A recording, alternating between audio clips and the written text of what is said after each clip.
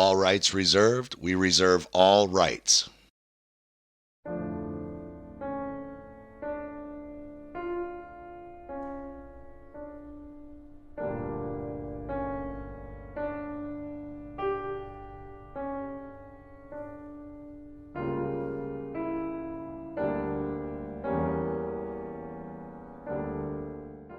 As many people are awakening to the fact that viruses are nothing more than submicroscopic particles of dead cell debris, dead cell debris, that come from cells dying either naturally from apoptosis, meaning natural programmed cell death, or cells that are dying from necrosis due to overacidity and toxicity in the blood, and that virus particles are neither airborne nor contagious, nor do they cause any disease or illness, a fair too many people are still not understanding that all of germ theory is debunked.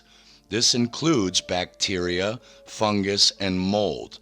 There are no such thing as contagious bacterial infections any more than there are contagious viruses. Both are in the realm of leprechauns and unicorns. Viruses are simply dead cell debris. This is a dying cell, and these are viruses, the debris from the dying cell. And bacteria and germs are simply dead cell debris eaters. These bacteria are simply the body's janitors. Their job is to eat and remove this dying cell's viral debris and transmute that debris into fuel and energy without photosynthesis. As we've pointed out in several previous films, Dr. Fraser of Canada and Dr. Powell of California have experimented with billions of germs of all varieties. That includes all known bacterial forms, but have been unable to produce a single disease by the introduction of germs into human subjects. Dr. Waite tried the same for years to prove the germ theory, but he too could not do so. Dr. Cowan is correct when he states that no one has ever caused any disease in any person or animal by introducing into them just a pure isolated bacteria or virus, ever. The germ theory of disease is the origin of the myth of contagion. It is just a theory, not a fact, and it applies to all bacteria and germs, not just virus particles made out of dead cell debris. And here is the heart of all of the confusion. Though germs themselves are neither contagious, harmful, or toxic, under certain conditions, the byproducts of a small percentage of these germs can be highly toxic and poisonous. Snakes are an excellent analogy for understanding germs and bacterium. Out of 3,000 known species of snakes, only 600 or 20% of those species are even venomous, and only 200 species, or 7% of all snakes, carry a venom able to significantly harm or kill a human. 90% of those rare dangerous kinds of snakes live in places where humans very rarely go or encounter them, unless purposely looking for them. None of those snakes or their fangs are dangerous to humans. It is the venom byproduct that the snakes can produce that can be harmful or fatal. If you remove the poison glands from a cobra, it can bite you all at once. It will not kill you.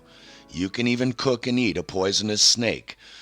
Snakes and snake bites are not fatal or harmful. The poisonous venom byproduct or waste product of 7% of snakes injected into your bloodstream is what is harmful or fatal. Germs are no different. Your own body has trillions of them inside of you at all times, eating your viral dead cell debris and waste products. You can also eat germs, breathe them in, drink them, or even in the case of scientists like Dr. Fraser, Dr. Powell, and Dr. Waite, you can isolate these germs by soaking them or macerating them in a solution, pouring that solution through a nanofilter to get out all other particles and debris, spin that fluid in a density gradient centrifuge machine until all of the same kind of germs are in one band together. Suck that band out with a pipette and inject that isolated germ or bacteria into a human subject, and nothing will happen. Not one person has ever been made sick by doing this without adding some other poisonous chemical or tissue to the injection. Not one.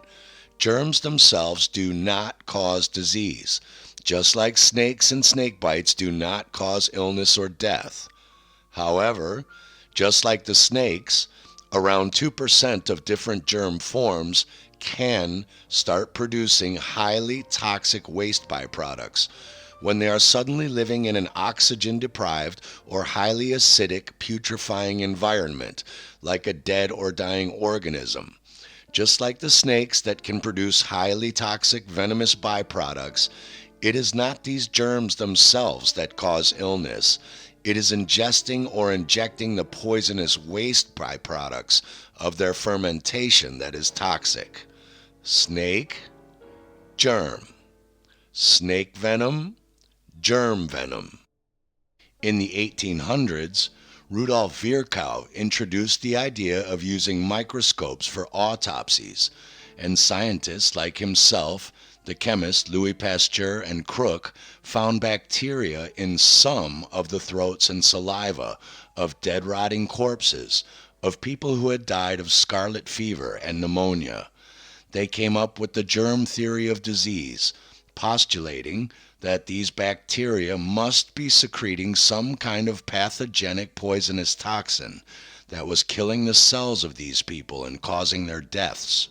The first problem is, they didn't always find these bacteria in the autopsies of people who died of scarlet fever and pneumonia. So how do you explain their deaths? That's like assuming fire is the cause of all duck deaths because we found all of these burnt duck corpses, but can't explain why these duck corpses have no burn marks. If germs are the sole cause of scarlet fever, tuberculosis, and pneumonia, then the same germs must be found in all people with these diseases, not just some of them. And they aren't. An inconvenient fact the big pharma cult hides from the general public. The second problem was, the fields of biochemistry and molecular biology were not advanced in the 1800s, and we now know that bacteria do not produce toxins, but normal enzymes like amylases, lipases, and proteases used in food and alcohol fermentation or the production of lactates that either do not appear in a healthy human being, or if they do, never in such an amount as to make them dangerous. Enzymes are simply proteins that serve two functions. They can either take an advanced molecule like food or even snake venom and break them down into smaller materials that can be reused by the body or eliminated as waste, or they can take smaller molecules and bind them together to make more advanced molecules that the body can use. Enzymes themselves are not poisonous or usually dangerous, but in certain cases, the breakdown byproducts like lactates and fermentation from them breaking down these complex materials can be highly toxic to the human body. If you don't believe that, go leave an egg and potato salad in the summer sun for a week and then eat it and see what happens to you. But it's not the bacteria themselves or their enzymes that will make you sick. It's the putrefied waste byproduct of the complex organic molecules that they break down that are sometimes poisonous. If you eat a turd out of your toilet, it's not the anaerobic bacteria and germs living in your turd that will make you sick. It's the turd in your turd that will make you sick. Germs are no more contagious than a turd floating in your toilet.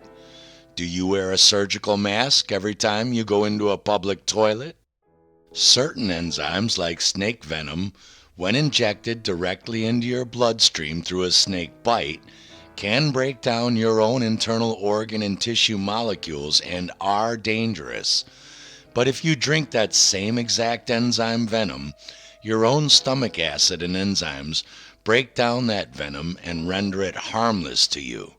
So bacterial enzymes are not harmful to eat, only the poisonous tissue waste product of their fermentation.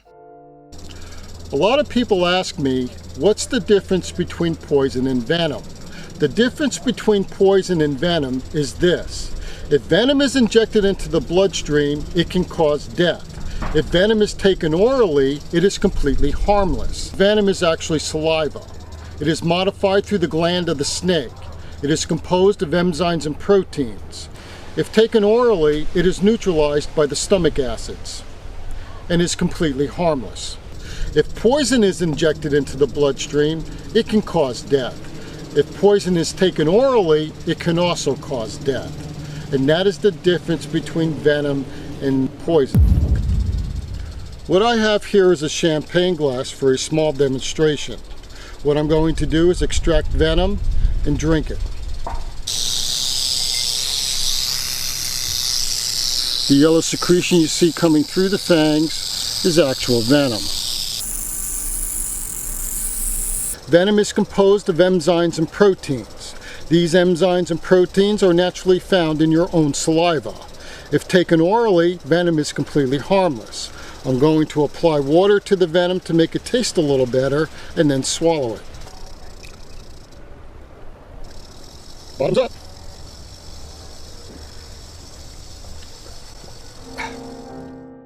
If a cobra bit you, you would die before your body had the 8 to 10 weeks needed to produce the enzymes needed to break down that venom before it could deteriorate your organ tissue and kill you. This is why snake antivenom is made of serums of the blood of horses, goats, sheep, donkeys, rabbits, chickens, camels, even dogs and cats that have had minute amounts of snake venom injected into them and have created enzymes in their blood over 8 to 10 weeks that break apart that snake venom before it can break apart any bodily tissue. Now, they inject you with a possum blood serum, which already has natural enzymes in their blood that can withstand 80 rattlesnake or even coral snake bites. If a rattlesnake bit you, you'd be racing to the nearest hospital looking for animal enzymes to neutralize that poison. You wouldn't pick up the snake and make it bite you again. Yet these people talk you into doing the exact same thing to you and your children, and suddenly you're dancing around on TikTok, bragging about how little you like to use your brain for understanding important things. It was noticed since ancient times that alcoholics seem to be immune to getting sick from large quantities of alcohol. It was falsely believed that by slowly poisoning themselves every day, they somehow built up an immunity to the toxins in the alcohol. Of course, we now know through biochemistry that in reality, just like antivenoms are manufactured, the bodies of alcoholics, expecting to be poisoned constantly, start to produce enzymes that neutralize a large portion of the toxins in the alcohol. It does not make them immune to alcohol toxins. It just lessens the dose of the poison, so they need to drink more of it to get the same poisoning that a person who rarely drinks would get from just drinking one glass. If an alcoholic who drinks 2 bottles of wine a day stops drinking wine for a few months, their body will stop producing those enzymes, and they will fall over sick as a dog if they try to drink 2 bottles of wine with no enzymes to neutralize the majority of the poison. In fact, the germ fermentation waste product known as alcohol is at the root of the bogus theory about us having an immune system, antibodies or antivenoms, inoculation, vaccinations, and immunization, driven by the erroneous fallacy that you can somehow build up immunity to poisons and toxins by poisoning yourself. How many times have you heard yourself or others falsely saying something like this. Besides, what do you think you have an immune system for? It's for killing germs. But it needs practice. It needs germs to practice on. When I was a little boy in New York City in the 1940s, we swam in the Hudson River, and it was filled with raw sewage, okay? We swam in raw sewage, to cool off. And at that time, the big fear was polio. Thousands of kids died from polio every year. But you know something? In my neighborhood, no one ever got polio. No one, ever. You know why? Because we swam in raw sewage. It strengthened our immune systems. The polio never had a prayer. We were tempered in raw shit. So, I don't get colds, I don't get flu, I don't get headaches, I don't get upset stomachs. And you know why? Because I got a good, strong immune system, and it gets a lot of practice. I'm sorry, George, but our body's so-called immune system is not to get rid of germs. Germs are the integral part of the body's so-called immune system, and part of the reason you didn't get sick from swimming in raw shit. Germs are the body's janitors, and their job is to eliminate all of the toxins and dead cell debris from the body and transmute that debris into other usable energy by the body's cells and other bacteria. These germs are not killing these strawberries or making them sick, and these strawberries did not catch these germs from the atmosphere around them. These strawberries are dead and dying already from being picked from the vine that feeds them oxygen, water, and mineral nutrients, and the germs are getting rid of the dead cell debris. Germs, dead cell debris eaters. You can see them clear as day coming from inside the strawberries, starting in the strawberries on the inside bottom of the pile that are getting the least light and oxygen exposure. If the bogus germ theory were correct, the outside strawberries would be exposed to contagious flying unicorn germs first, and the inside bottom ones would be the most protected and obviously the last to mold. Germs come from inside of the organism.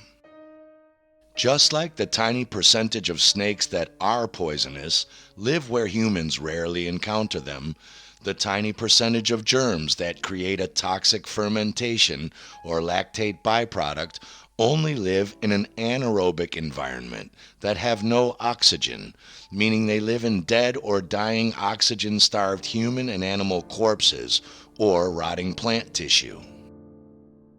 It is true, a tiny percent of these oxygen-deprived anaerobic bacteria can produce highly deadly toxins from fermentation as they break down dead, rotting animal and vegetable flesh.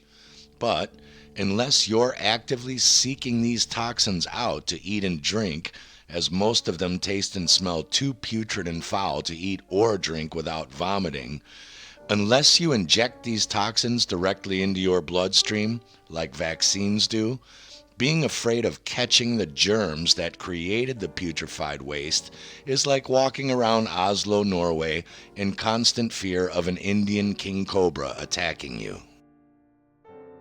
With quaxines, they actually do inject you with the dead or dying, putrefying, poisonous, rotting flesh of sick, cancerous monkey kidney tissue, aborted fetal tissue, sick cow bovine tissue fluids like calf serum or veal infusion broth or bovine albumin fraction. Then they add poisons like the toxic phenol red or toxic antibiotics like gentamicin and amphotericin. Sometimes they add some kidney tissue destroying enzymes like trypsin that kill and break down these cells, cause anaerobic bacteria to grow, and create poisonous byproducts when breaking down this dead monkey, cow, and fetal tissue, and dissolve the cell walls into dead cell debris called viruses, and they inject this whole poisonous soup inside of your body to protect you from catching the same bacteria and viruses that are only created by the poisoning process of rotting tissue they used to make the vaccine in the first place. You could also go inject a turd from your toilet into yourself and achieve the exact same result as any vaccine will. Not immunity to any bacteria or viral dead cell debris, but severe toxemia. There are thousands of causes of toxemia and tens of thousands of expressions of that poisoning we call symptoms or dis-ease. But germs and dead cell debris viruses are not one of those causes. People are walking around for over a year now under extreme conditions of stress, anxiety, fear, and worry, causing major acidic buildup in their body's pH chemistry, causing tremendous cellular and tissue damage. They are under lockdown and not exercising. They have insomnia from worry. They are sitting around in front of electromagnetic devices like phones and computers more than normal. They are wearing masks constantly, stopping their ability to intake oxygen and exhale poisonous gases, breathing that poisonous gas back in and causing irreparable tissue and cellular death and damage. And then when their body goes into emergency detox conditions, they get sick and say, "Oh my God, it must be COVID. This is 10 times worse than any flu I've ever had." It's not COVID. You have just never poisoned yourself for a year straight before and suffered the symptoms of trying to clean out the damage of hypoxia, respiratory acidosis, embolus and blood clotting, CO2 poisoning from your mask, and you should be lucky you aren't having strokes, seizures, and heart attacks from doing this to yourself yet, and are still able to detox without dying. On top of that, many people have injected themselves with an experimental gene therapy that is programming their own RNA to constantly produce a poisonous foreign protein flow into their body that never shuts off. Components are injected into the arm and serve as instructions for the body's own cells to make foreign microbial proteins, a synonym for antigen, a synonym for toxin or poison. And their body now has to constantly produce energy to create white blood cells, enzymes, and bacteria to try and neutralize and remove that constant internal poisoning. This is called an autoimmune disease, and you don't need to be Sherlock Holmes to figure out the end result of this. Couple that with hypoxia, acidosis, embolus, and particulate poisoning from constant mask wearing, stress, lack of oxygen, and exercise. Very few people will survive that level of constant toxemia. The body only has so much energy.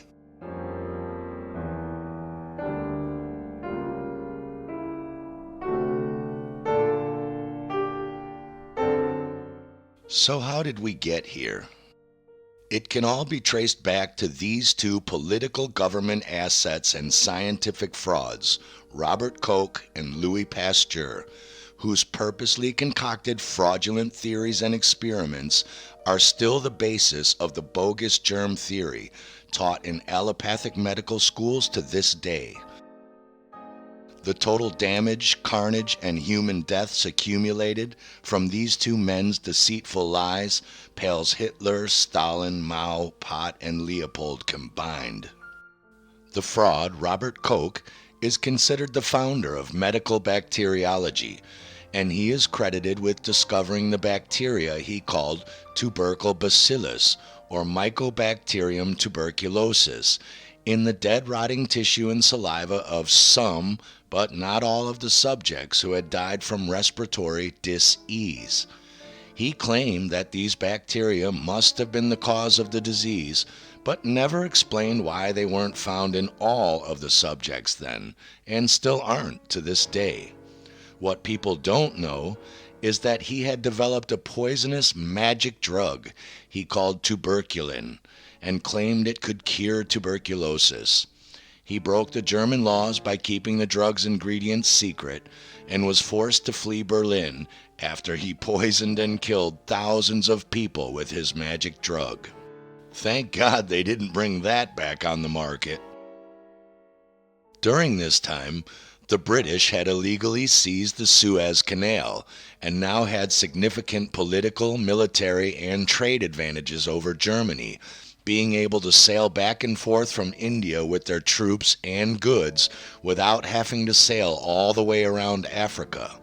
So, Otto von Bismarck called Robert Koch back and offered him 100,000 Reichsmark to create a false argument and proof that the British were bringing back contagious anthrax, smallpox, and the plague from India, to justify demanding a quarantine, stopping the British ships from docking at any Mediterranean ports for supplies, so they wouldn't spread these completely made-up plagues to all of Europe, and allowing the Germans to shoot at their ships at Gibraltar if they tried to come through with their alleged fake contagious diseases. The problem is, it was already well known and scientifically proven by Koch's contemporaries that bacteria cannot produce toxins inside of a living organism or inside of an oxygen-rich aerobic environment. So Koch cheated, and he killed mice by injecting them with the toxins from dead corpses. Just like anyone can make anthrax by leaving a spoiled egg or potato salad in the summer sun for a week, Koch produced these anthrax toxins in a bovine meat broth, just like the vaccine industry does to this day, and he injected that poison into the vein of a mouse, and the mouse died. The spleen of that mouse became swollen with the toxins as it tried to clean them out of the bloodstream, and then Koch transplanted that poison-filled mouse spleen under the skin of a frog. The frog convulsed and died, and Koch claimed he had just transmitted anthrax. He did the exact same thing by transplanting a poisoned dead mouse spleen into a frog's lungs. The frog died, and then he claimed he had just proven lung anthrax is contagious and deadly. In other experiments, he was cutting open the tracheas of animals with incisions, inserting the poisonous lab-grown liquids continuously, and when the animals died, he claimed it was the germs in the fluid that killed the animals, not cutting open their throats and pumping poisonous liquids down it. He never did any control experiments by cutting open animal throats and pumping the same amount of a harmless water or saline solution down to see if the animal also died from the procedure and not the germs or toxic fluid.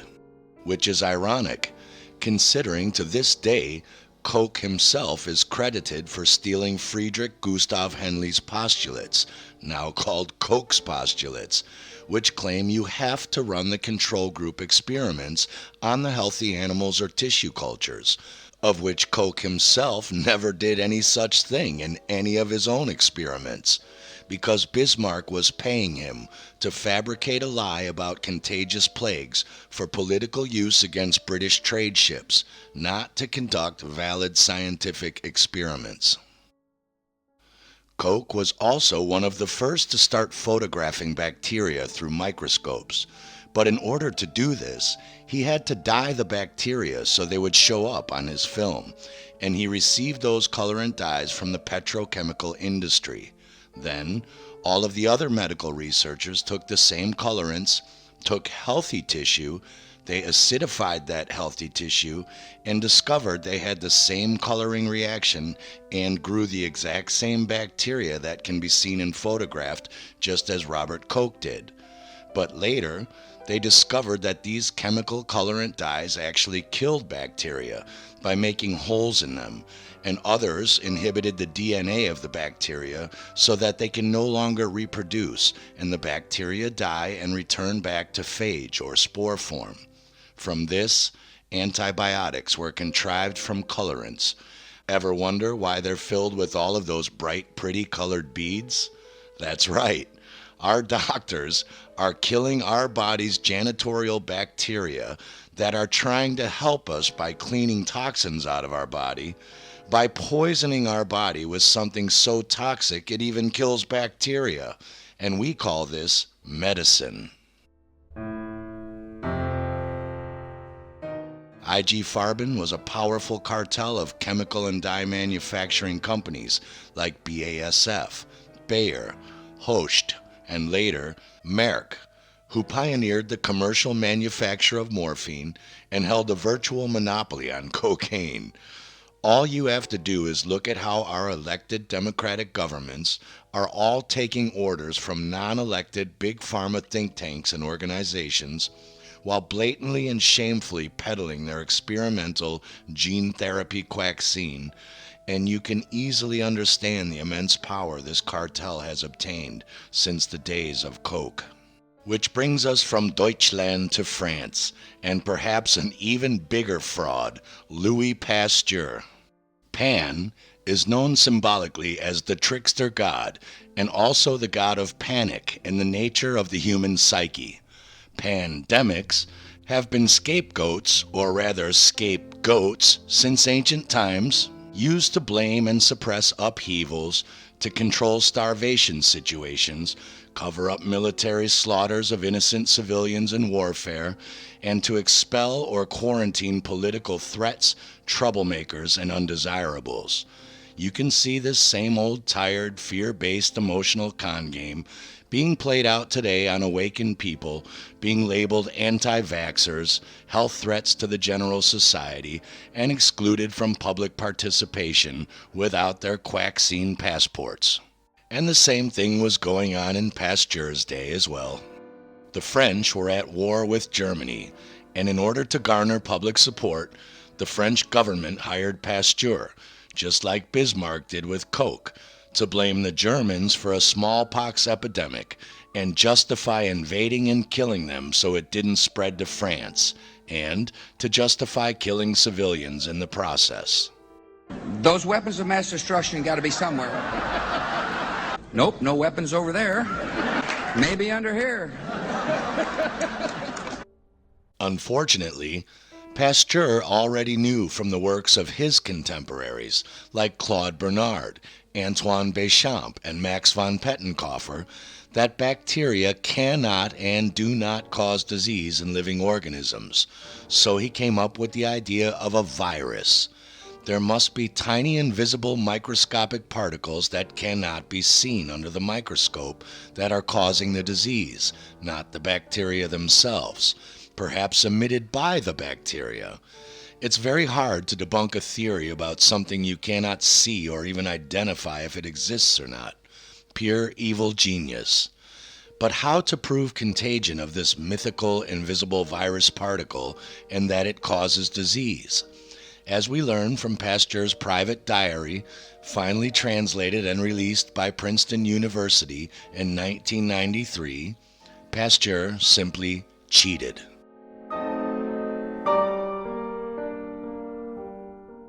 In one of his experiments, he pressed the poisonous rotting flesh from a dead animal through a filter, then injected that poisonous liquid into the brain of a dog that was tied vertically onto a pole. He used a third of the volume of the dog's brain for the liquid injection. The liquid comes shooting out the other side.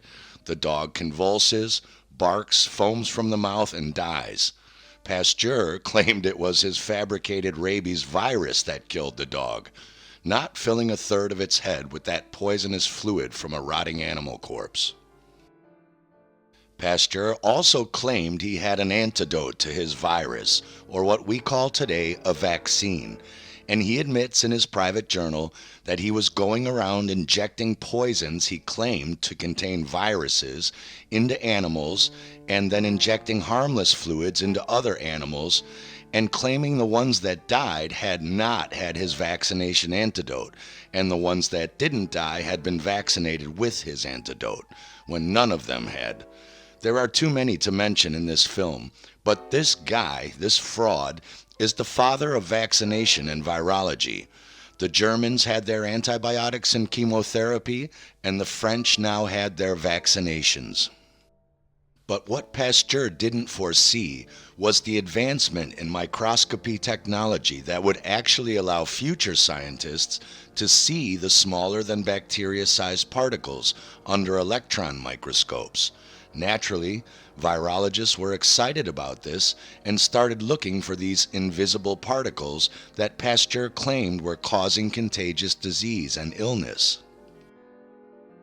The problem is, because they are already falsely taught in their big pharma-controlled allopathic medical schools that Pasteur and Koch's theories were correct, and because Pasteur's diary wasn't released until over 100 years later, and because they are never taught in school to read and study the works of the people who already debunked germ theory over the last 170 years, like Bernard, Béchamp, Naissance, von Pettenkofer, Henle, Fraser, Powell, Waite, Rosenau, and these works are mysteriously missing from their special university medical libraries for med students. They are already working under a false assumption. They are just looking for the particles, not double-checking to see if the particles actually cause disease or are somehow airborne or contagious, which they aren't and don't. You can go see our 2-hour film, Virology Debunks Corona, for easy-to-understand details on virology fraud and what they actually do. But for the scope of this film, let's use an analogy. Let's say you were taught in school that it is a fact that the sky is probably theoretically actually a light purplish yellow, not blue. We'll call it the purple theory of sky. Even though there is zero proof of such a claim by using your own eyes, school said it was so you set out to prove it. Then you take a picture of the sky and you apply a computer-colored filter to it, and lo and behold, you've just proven the sky is purplish yellow. That's exactly how virologists create virus particles in a petri dish, by starving monkey kidney tissue of nutrients and then poisoning them with antibiotics and enzymes that kill the cells. And then as the cells break down, it creates the particles of dead cell debris. And they say, there it is, Pasteur's virus. Yeah, there it is, the sky is purplish yellow. Of course, in real life, the sky is blue, and in real life, virologists never see virus particles until they starve, poison, and kill the cells. That is because viruses are dead cell debris, and germs are dead cell debris eaters. The 3 most commonly asked questions are, what about chickenpox and chickenpox parties? And what about sexually transmitted diseases? Why is it 3 out of 4 people in our family all got sick at the same time together? How do you explain those? These are excellent questions, and this must be covered in 2 parts. First, the fallacy in all of these questions, and secondly, what is the method of these biological triggers if it's not caused by contagious germs and viruses? Unfortunately, the area of science pertaining to the second question is something big pharma and universities will never give research grants to properly investigate, as it will take down their multi-trillion-dollar-a-year allopathic drug empire. Only an idiot would fund their own demise. But first, the fallacies. Correlation does not imply causation. Nobody ever asks why 5 or 6 of the 12 kids at the chickenpox party didn't break out with chickenpox. Or why did some of them break out weeks later? Or why do some only child infants break out with chickenpox when they are not exposed to anyone with those symptoms? Or why some of those babies' mothers don't express measles or chickenpox when they themselves are either unvaccinated or haven't had any booster shots in 20 years.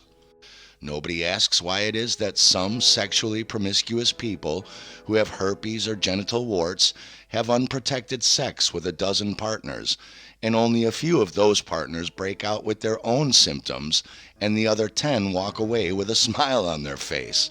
Why don't they all catch it? Nobody asks why it is that the 4th family member is totally fine and healthy, while the other 3 seem to get sick together. Why isn't the entire family sick in every single case? I mean, isn't that why people are standing 6 feet apart and wearing diapers over their faces? I think this guy knows the answer.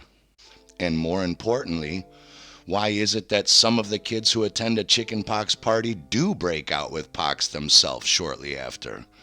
Why is it that some of the sexual partners do break out with some kind of herpes or warts after sex with a person expressing that dis-ease themselves? And why is it that 3 out of 4 family members all do seem to get sick together? Remember, there is only one disease, toxemia, either from environmental or improper food beverage intake, pharmaceutical poisons, or from lack of oxygen and high acidity in the blood due to poor diet, major mental stress, and lack of exercise and improper shallow breathing. And that's what happens in the cases of these families, and there are too many examples to list. But the families share the same environmental toxins, products, crappy acidic nutrient-devoid diets, and similar stress causes, often from each other. But one of the family members is doing something differently, is less stressed in their nature, eats raw, uncooked foods more often, drinks bottled water, uses less toxic hygiene skin and shower products, or eats foods and snacks that don't touch toxic dish detergent, plate, and glass residue, doesn't eat sugar and chemical-filled junk food and candy, or drink acidic sugar-filled beverages, doesn't take pharma products, isn't home as much as the others. You get the idea. Basically, they have less toxemia, more alkaline pH, less stress, and more oxygen. Many families get sick because they don't open the windows and let bad air out and fresh air in for a few hours every day during the winter because it's cold out, or in the summer because they have air conditioning. Remember, the human breath exhales over 3,500 compounds, many of which are toxic, and if you don't air them out, you are living in a deadly gas chamber together, like the many men who accidentally killed their wives by jokingly putting them in a Dutch oven, holding their wives under the covers and farting after eating some toxic gas-producing food like Mexican food. The nurse Florence Nightingale was famous for opening the windows in the hospital room where dozens of sick men were sharing cots, and found that they all got better within a week to a few months. She said, fresh air is the first step to good nursing, and also found that it reduces stress levels as well in the patients. When you get sick, you are simply going through a natural emergency detox procedure as your body tries to heal itself and expel your toxic overload and dead cellular debris from that damage through your excretory organs by coughing, sneezing, burping, farting, vomiting, runny nose mucus expulsion, diarrhea, constant urination, and if you're really sick, your body will shake and fever to expel the toxins through your sweat glands in your skin. In cases of mild toxemia built up over time, various organisms do this on regular natural cycles, no different than the leaves falling off of trees in the fall and growing back in the spring. We call this cold and flu season. That doesn't mean that the body only does this during these cycles. You may not be toxic enough to need this, so you don't break out with the flu detox. Or you may have a riotous summer of gluttony and have to do this in the middle of the summer. You don't catch a cold, and the flu is not from contagious germs and viruses. It is the body's way of detoxifying itself from the poisons you yourself bombard it with. You can't catch somebody's flu any more than you can catch acne from a teenager or catch your grandmother's old age. That's why some people never get the flu. But why do the 3 family members who are toxic all get sick and start their detox at the exact same time? Well, why do the menstrual cycles of groups of women who live together and work together all suddenly change cycles and match up together perfectly? Why does one person start laughing uncontrollably on a bus and suddenly the entire bus is laughing hysterically? Is there a physical particle called laughter that is contagious? Or is there an invisible energy wave exchange triggering other people to start doing the same? Why does a negative person walk into a room and suddenly change the whole vibe of the party and completely change everyone's mood?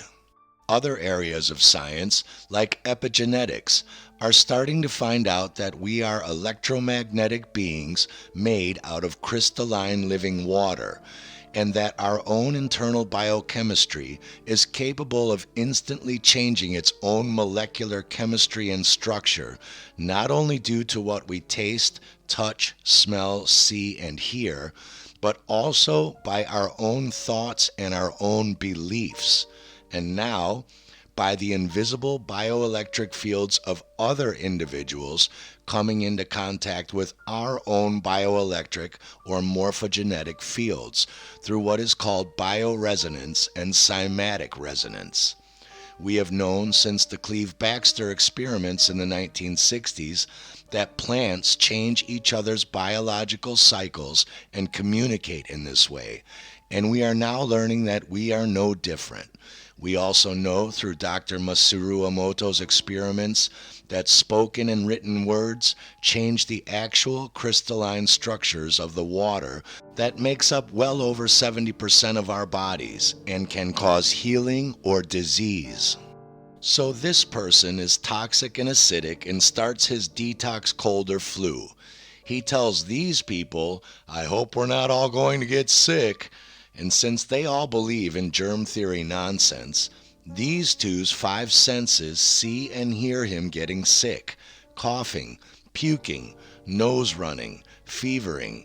They smell his gaseous mouth and anus shedding of toxins and bathroom residue, and his own bioelectric field interacts with their fields, coupled with their own belief in contagion and that he will make them sick, tells their bodies it's time to start your own detoxification process, just the same as plants do.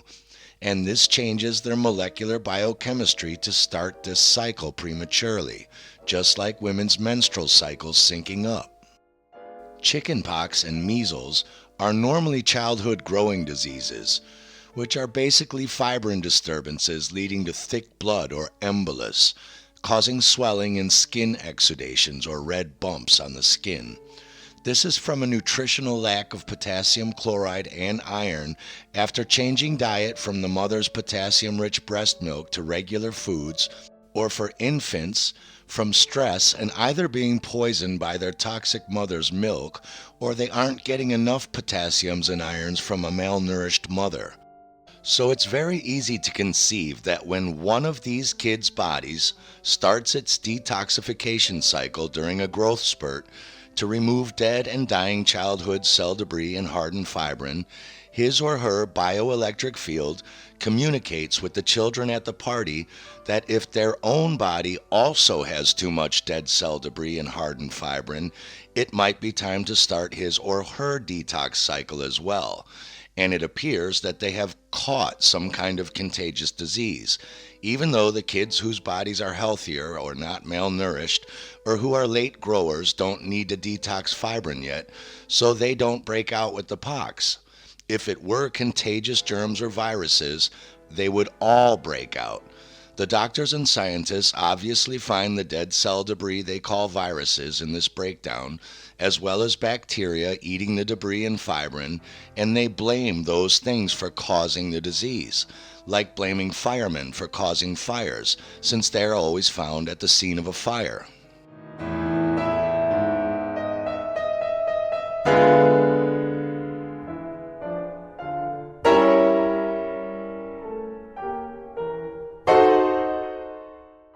The human excretory system has many organs, but aside from the skin in emergency detox situations, all of the toxins in our body come out of three places: the mouth, genitalia, and anus.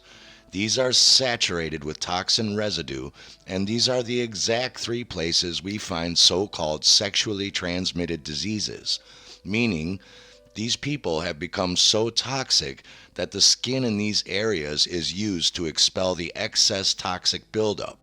Just like chickenpox, there are always dead cell debris we call viruses and bacterial debris eaters found at these sites, and once again we falsely blame the firemen at the scene for causing the fire. This too happens in natural cycles, and they are no more contagious than a teenager's acne or Tide soap. They do, however, generate billions of dollars a year in profit for the pharmaceutical companies, selling people antibiotics and drugs that kill the janitorial bacteria and stop the body's detox process, making it appear like they have cured or treated you. And the contagion myth certainly helps keep the population down via the billion-dollar condom industry. However, it does appear that some, but not most or all, of the sexual partners of these people do break out with their own detoxification herpes and genital warts, and this too might very well be some kind of bioresonance phenomenon, with the bioelectric fields communicating during sex that it is time for the other toxic person to start their own detoxification of the excretory areas. Again, since Big Pharma controls the medical industry, they will never fund any serious studies into this phenomenon, and their controlled media goes out of its way to label this as pseudoscience, as again, only an idiot would fund the takedown of their own multi-trillion-dollar-a-year cash cow. And that's why even the most prestigious of big pharma-controlled allopathic medical schools will not teach our doctors and scientists about the suppressed findings of Antoine Béchamp and Gaston Naissance, because they found out long ago that germs do not cause disease and that you cannot kill germs. They observed that germs are pleomorphic, meaning shapeshifters, and can change from tiny little microparticle-sized spores, called somatids, into thousands of different bacterial, yeast, and even fungal forms. And even in those forms, they can produce other spores called bacteriophages that bring information, amino acids, and nourishment to other bacteria and even cells. And if you kill these different forms with acids and poisonous colorant dyes like antibiotics, they just return back to somatid spores again until their environment or terrain is right for life, and back they come to life again, eternally. These spores are indestructible, even by radiation or severe dehydration. Have you ever noticed it's only hospitals that have these superbugs, or what they call hospital-acquired infections? That's because hospitals are the only place that pass out poisonous bacteria-killing antibiotics to everyone like they're candy. They even look like candy. But bacteria are smart and pleomorphic. You might turn them back into spores from bacterial rod form with antibiotics, but they can come back bigger, meaner, and hungrier by changing into larger yeast and fungal forms that now become more resistant to the antibiotics, and these are what they call superbugs. They are not supposed to be inside of you. These forms are for eating dead, rotting flesh, not for eating you alive, literally. Their drugs are causing this, not nature. And because they aren't taught this in med school, they are baffled by why you get a yeast infection after taking antibiotics. You don't get a yeast infection. Their antibiotics caused your bacteria to morph into a yeast form more resistant to their poisons. You would not have them if they would just leave your bacteria alone in their normal rod shapes to do its job in helping to heal and remove your toxic or damaged tissue. But they can't charge you money for going home, drinking plenty of water, getting fresh air, and plenty of rest until you heal. Iatrogenic means death or injury caused by a doctor treating you exactly as they were taught in their medical training. It is the leading cause of death every year in the United States. COVID-19 does not exist and is just a rebranded name for the seasonal flu detox that people with toxemia go through every flu season, which has magically disappeared worldwide now that they renamed it. But there was a very real death spike increase in many countries that was statistically used to justify the worldwide lockdowns being used politically for furthering Agenda 21 and the Great Reset. And in London, they used the recovery study, was a special English program. They used this high dosage of hydroxychloroquine. And of course, doctors noticed it after a while.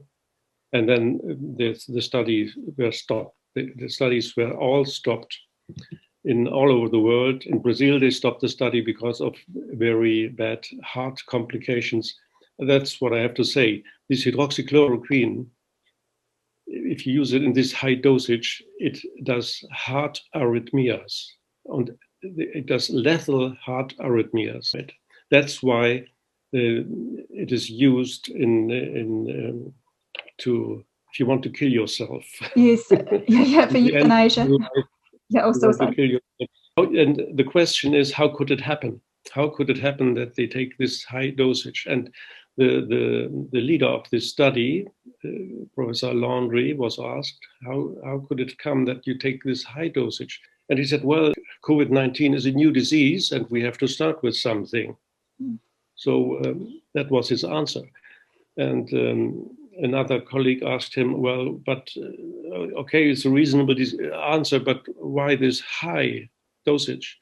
Then he said, well, he looked how they had treated amoebiasis in the early days, and it was they took a similar amount of pills. And then the other doctor said, well, I never treated amoebiasis with hydroxychloroquine. We used hydroxyquinoline. I think he confused it. This man is a dangerous man. It is immediately toxic, and you get these lethal heart arrhythmias. Beware the false prophets out there, pushing their lethal pharmaceutical anti-malarial drugs in the wrong doses as the cure or prevention for something that doesn't exist and doesn't cause disease. There is nothing to prevent or protect against.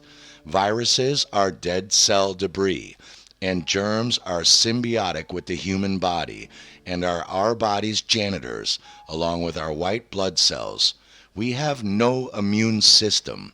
We have germs, enzymes, and white blood cells to neutralize and clean out toxins.